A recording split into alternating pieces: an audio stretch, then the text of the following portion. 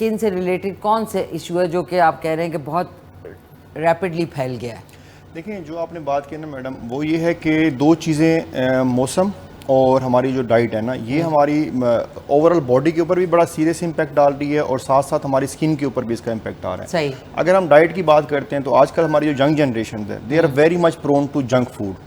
Junk food खाते हैं और वो मतलब उनकी routine cola drinks and all, बिल्कुल ऐसा ही है। तो फिजी ड्रिंक्स लेते हैं, तो उसकी वजह से क्या हो रहा है कि उनमें पीसीओएस का जो रुझान है या पीसीओएस की जो रेशो है हमारे उसमें खवातीन में, वो बढ़ती जा रही है। जिसकी वजह से क्या होता है कि उनकी बॉडी के ऊपर फेशियल हेयर ग्रोथ हो जाती है।